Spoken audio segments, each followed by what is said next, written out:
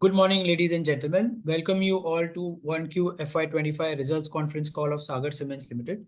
We have with us from the management Mr. Srikanth Reddy, Joint Managing Director, Mr. K. Prasad, CFO, Mr. Raja Reddy, Company Secretary, and Mr. Rajesh Singh, the Chief Marketing Officer. We will start today's session by opening remarks from the management and then will be followed by a Q&A. I would now request Gavin Disa of CDR to please give his opening remarks, and then we move on to the management remarks. Thanks, Gavin. Over to you, Gavin. Thank you, Manish. Thank you, Manish, for the introduction. In addition, I would just like to point out that some of the statements made in today's discussions may be forward-looking in nature, and a note to this effect has been shared in the Concall invite sent to you earlier, along with we've also sent the presentation and the other documents, result documents. I would now like to request Mr. Srikanth Reddy to commence his opening remarks. Over to you, Srikanth. Thank you, Gavin. Good morning, everyone, and welcome to Sagar Cements earnings call for the quarter ended June 30th, 2024. Let me begin the discussions with a brief overview of the market in terms of demand and pricing, post which I will move on to Sagar specific developments. Overall, Q1 was expectedly a soft quarter, marked by muted demand and realizations. Volume offtake trended lower amidst heat wave, labor unavailability, and a slowdown in construction activity because of the general elections. While certain pockets did witness pickup in demand during the later part of the quarter, on an overall basis, though it was largely subdued. Prices as well were largely benign across key markets, in line with feeble demand and heightened competitive intensity, which in turn resulted in lower profit. However, we do expect situations to start improving in the second half onwards, both in terms of demand and pricing environment. Let me now move on to our quarterly performance. As mentioned earlier, Q1 has been relatively muted amidst low demand and pricing environment. Our overall volumes for the quarter stood at 1.28 million. For the full year, we have overall volume target of 6.5 million. Moving on to the headline numbers, our revenue for the quarter stood at rupees 561 crores as against rupees 540 crores during Q1 FY24, higher by 4%. EBITDA for the quarter stood at rupees 47 crore as against rupees 31 crore generated during Q1 FY24. Margins for the quarter stood at 8% as against 6% in Q1 FY24. EBITDA per ton stood at rupees 356 during the quarter as against rupees 259 during Q1 FY24. We remain committed to lowering our costs and strengthening our position as one of the lowest cost cement producers in the country. With improvement in operational efficiencies across our units and higher share of renewable power in the mix, we expect our profitability and margins to improve in coming years. Loss after tax stood at rupees 32 crore for the quarter as against a loss of rupees 42 crores generated during Q1 FY24. In terms of key operational activities, expansion plan at Dachepalli unit of Andhra Cements Limited is progressing as per schedule.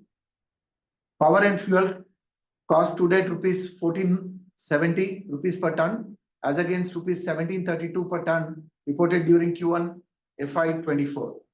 Freight cost for the quarter stood at rupees 844 per ton as against rupees 862 per ton during Q1 FY24.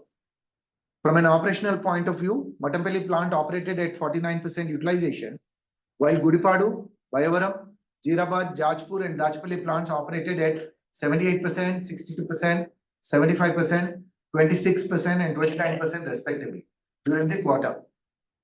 As far as the key balance sheet items are concerned, the gross debt as on 30th June 2024 stood at rupees 1462 crores, out of which rupees 1203 crores as long-term debt, and the remaining constitutes the working capital.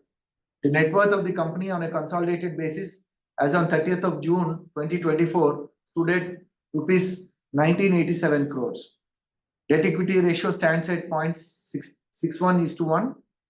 Cash and bank balances were at 168 crores as on 30th June 2020.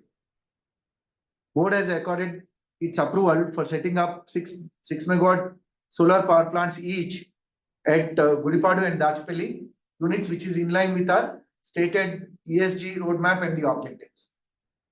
In summary, we believe our enhanced capacities position us well to capture the growing infrastructure and real estate demand over the coming years.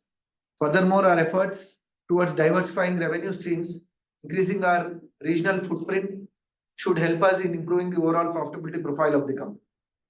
That concludes my opening remarks. We would now be glad to take any questions that you may have. Thank you again. Thank you, sir. We will now begin the question and answer session. A reminder to all participants, you can ask your question by raise of hands in the participant tab of the Zoom platform.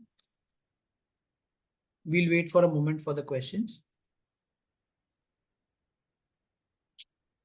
The first question is from Shravan Shah. Please go ahead. Yeah, thank you, sir. Sir, in terms of the guidance, what we have previously talked about. So we are obviously we have mentioned in the presentation 6.5 million ton volume. So despite this quarter maybe slightly on the lower side, what the number we share in terms of the pure sales. So I'm talking not including the clinker, so which is significantly higher in this quarter, 89,000 odd tons. So there we are confident that it will be there in terms of the 6.5 million ton. So that is first, just wanted a confidence on that part.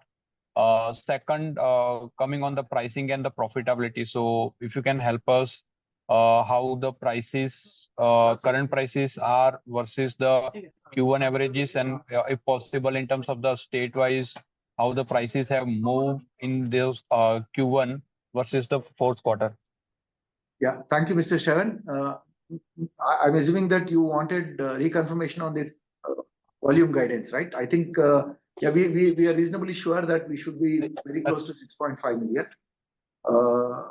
This includes the low volumes that have been moved, and this definitely excludes the clinker sale, Mr. Shravan. So 6.5 is our volume guidance. From a confidence perspective, I think as the quarters by, we should have a lot more clarity on the volume guidance. But at this point of time, in spite of Q1, and we are assuming Q2 also to be as challenging, we believe we should be very close to 6.5 million is what we think, Shravan.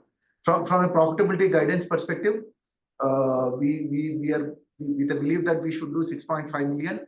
The overall EBITDA should be in the range of around 350 to 375 crores, which should roughly translate to 550 to 575 rupees EBITDA per ton. I think on that count, we are of a belief that overall kind of a cost, there should be some amount of improvement because of the operating leverage. We are not factoring any further cost pressures going up. At the same time, most of the savings which we are likely to happen have been realized. So barring the operating leverage, we are not expecting a major changes on the cost side, and we think that should be on a positive tone. So on the realization front, internally our estimation is that till middle of Q3, we don't expect a major changes in the realization. So that's what we have penciled in. So with that, we believe that the EBITDA guidance should be in the range of around 350 to 375 crores for the full year. Now going to the pricing trends from Q4 to the current Q1, we believe, or at least what we have noticed in most of our operating markets, there has been a drop of 5 rupees per bag from the exit of Q4 till middle of this month, Mr. Shravan. That has been the case across the markets.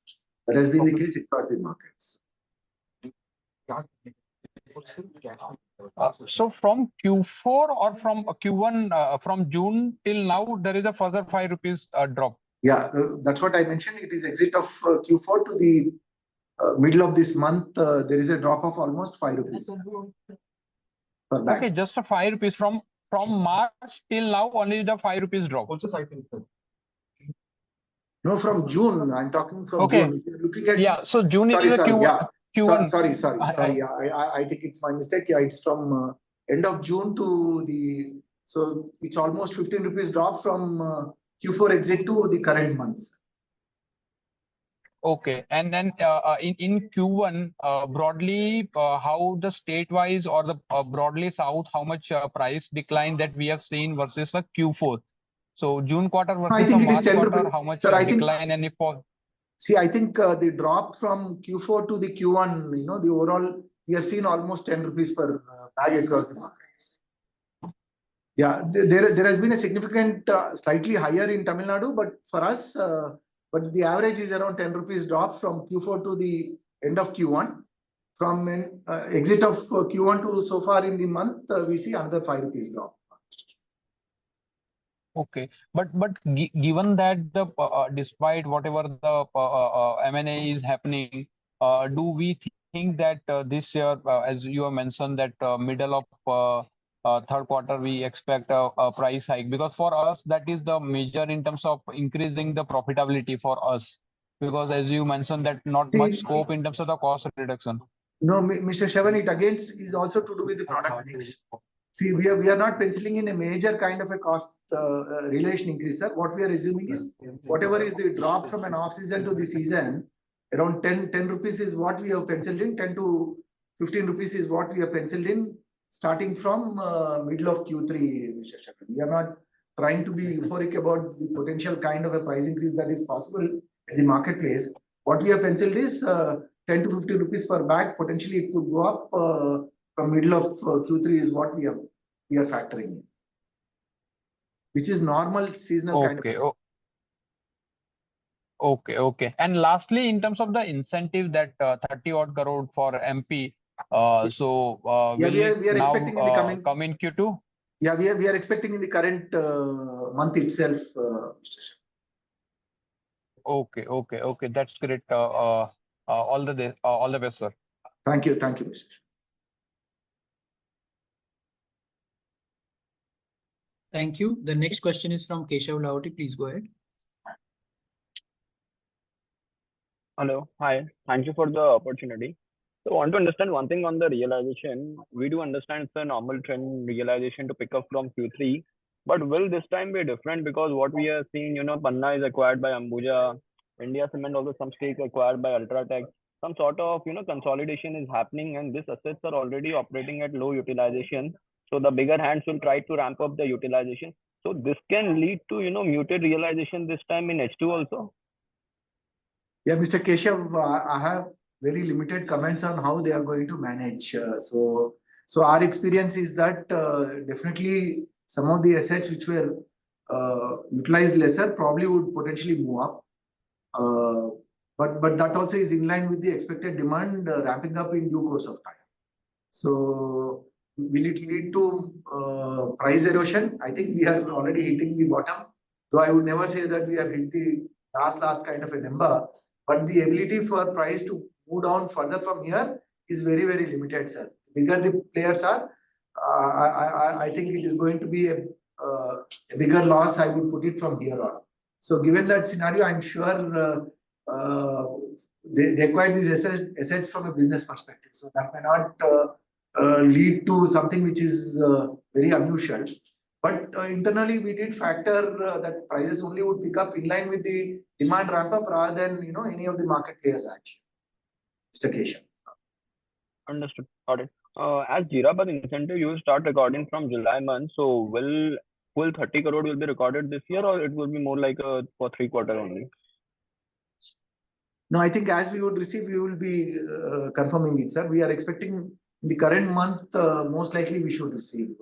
Because as we speak, I think tomorrow there is an investor summit that is happening in Madhya Pradesh for Jabalpur, sir. So the communication that we have received is that we would be receiving immediately after that. Because most of the official machinery was missing from Bhopal. So they did commit that we should expect it anytime soon. So we believe that we should receive these incentives in the coming month itself. Okay, so it's a possibility like the entire 30 crore might be recorded this year, around 30 crore, right? We think so, sir. Though we need to look at the breakup, but we are confident that we should receive if not in the current quarter, at least before the end of the current financial year, we should have received the entire 30 crores. Understood. Got it. What was the clinker sale in this quarter, and what was the realization for the clinker sale? See, I think it's an average around 84,000 has been the sale of clinker for the last quarter, sir. The average realization is close to around 3,050 kind of a number per ton. I'm talking of Yeah. ex-works, sir. 3,050, right? Yes, sir. Yes, sir. Understood. One last question from my side. Fuel costs are expected to remain stable from Q1 average. Yeah, that's what we have penciled in, though there is a dollar here or there, but we have covered more than 2/3 of our volumes is already as inventorized, sir. So our hedge is only open for probably 1/3 of the year for the full year. So given the scenario, we believe that it might remain flat. Understood. In our Got it. case, sir, in our case, see general market trend, yeah, what we started seeing from the earlier months to now, I think it has gone up by $1. I'm talking of petcoke, sir. It went up by $1 per ton. Understood. Got it. That is quite helpful. Thank you. Thank you. Thank you. The next question is from Mangesh Padan. Please go ahead, Mangesh. Hi, good morning, sir. Am I audible? Yeah, good morning, Mr. Mangesh. Yes, you are loud and clear. Okay, sir. So, sir, first question is on the volume. So, the PPT mentions volume of cement only, right? So that 84,000 is extra, which we need to add to Yes, this sir. balance. Yes, sir. Our disclosure when it comes to volumes, it's only on cement, sir. We have never included clinker in the past, so it remains so even now. Yeah, so, but the revenue and cost do include Yes, sir. the The effect of when you look at the absolute numbers, I think it includes. But when it comes to specific numbers for per ton basis, I think what we have done is we have normalized it only for the cement sale. So that is where I think there is some amount of confusion. If you have to do a straight arithmetic, it could be a challenge. So what we have disclosed is for a pure cement number.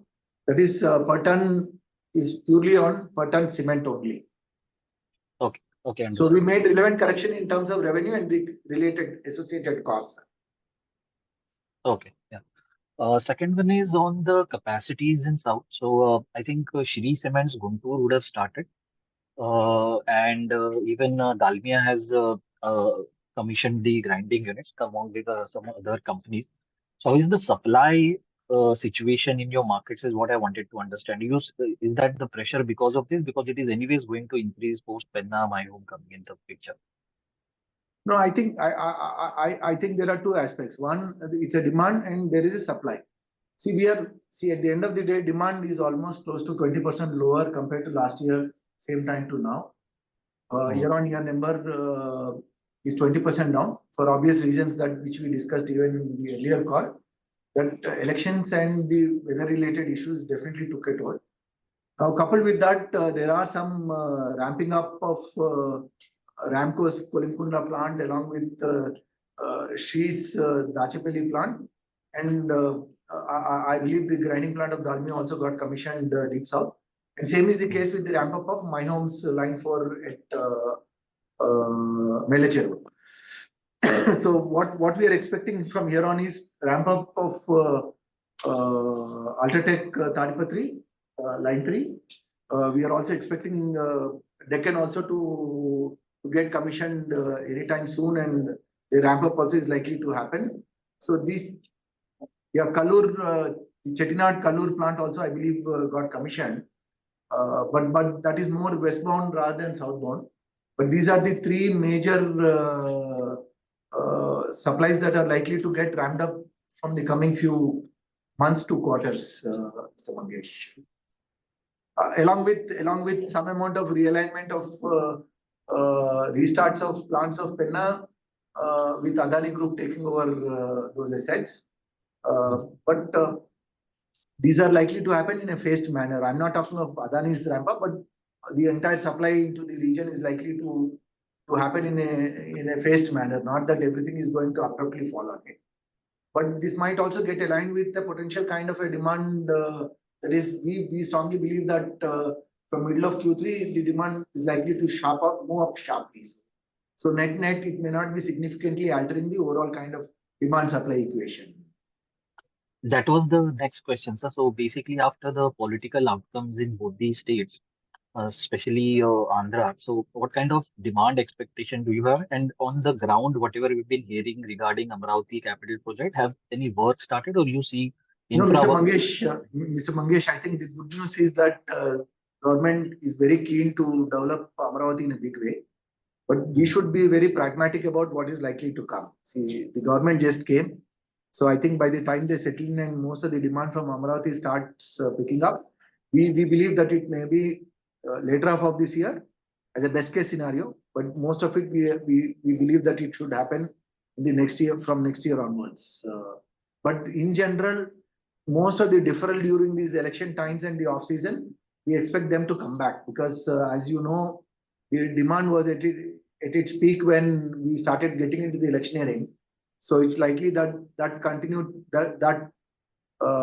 those works are likely to start fully implementing from middle of end of Q2. So the demand is likely to start pick up from middle of Q3 is what we strongly believe. Thank you, sir. That's it. Thank you, Mr. Modi. Thank you. The next question is from Amit Murarka. Amit, please go ahead. Yeah, hi, good afternoon.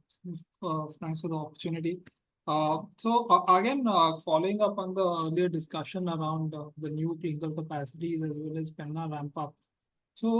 Firstly, like in Andhra, AP Telangana, so what will be the current utilization at the industry level? Is it like 70-75% now? No, Mr. Amit, you should know that it's close to 110 odd million ton kind of an installed capacity in both the states combined.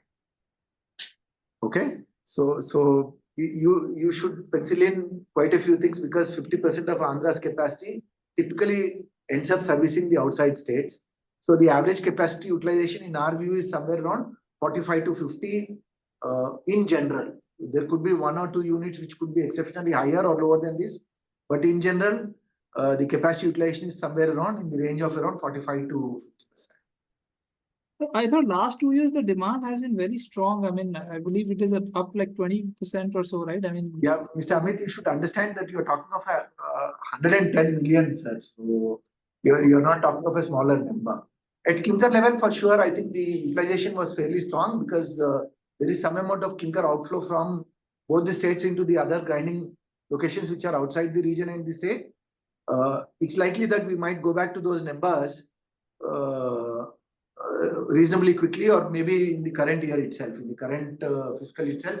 It's likely that we will go back to the numbers where we were before the start of the electioneering.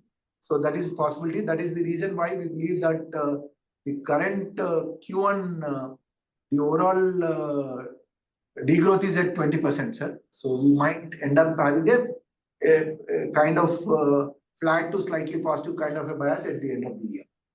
That's what we are factoring in for the entire South as a market. Understood. And also, as far as these plants are concerned, you mentioned my home line for commission. I think it was about end of December or Q3 FY24 odd, and then Shri commissioned in April. So would you be aware, like particularly for my home line, is it already ramped up or it is still facing some issues? No, Mr. Amit, I think the typical ramp up is happening. I don't know specific numbers for each of the unit wise, but I think ramping up is happening. So that's what we are aware. Same would be the case with Sri Cements. I don't know the specific numbers unit wise, but I think it looks like they are also ramping up in line with the market. Okay. So, I mean, if you are already at 45-50%, anyways, few more units don't matter then. No, we are at 45 at Matampally, sir. We are only at 26 at Andhra. So there is some catch up that is required from our end, but we are waiting for the demand. As always, we have been a market player, so we believe that likely that we should hit these numbers before the end of this fiscal itself. Got it. And just one more question. So, generally, if I have to see the pricing, movement in the last, I would say, two years or so, while the AP Telangana pricing has been, I think, actually up, Tamil Nadu, Kerala have actually come off a lot to a point that Tamil Nadu probably is now in line with AP Telangana. So do you think that with this Penna acquisition and also these new units which are coming, you could again get into a situation wherein the AP Telangana pricing goes into a discount to Tamil Nadu? Now, Mr. Amit, I go with what is, see, Penna's supply from the location of the plants is more southbound, I'm talking of southbound. They only have 1 million to 1.2 million tons installed capacity in Nalgonda cluster. Rest everything is either in Maharashtra or towards Maharashtra or deep south. So from that perspective, would it influence? I cannot comment, but rationally speaking, it should not. And as such, we believe that Andhra Telangana prices did not move up, sir. They remained flat. It's unfortunate that deep south prices have corrected quite steeply. For the first time in my career, sir, I've seen Chennai prices either at par or lower than Hyderabad. This we have never noticed. So would Hyderabad prices get corrected way below Chennai prices just because Chennai prices have come down? Only time will tell. But I think Hyderabad prices are not at its best either. So from here, is there a scope for Hyderabad prices to come down? It's only negligibly it could go down, sir. If it is go down below that, I think the whole industry is already bleeding, sir. So it's going to be a bleed path. Oh, sure. Thanks a lot.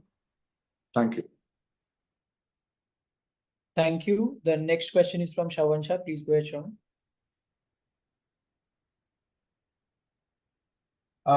Sir. Sir, this Vizag land sale, so any update? I think we would be in a much better situation. The status remains same as the last call, sir, because we could not go to any of the government departments, as you know, that it's in transition.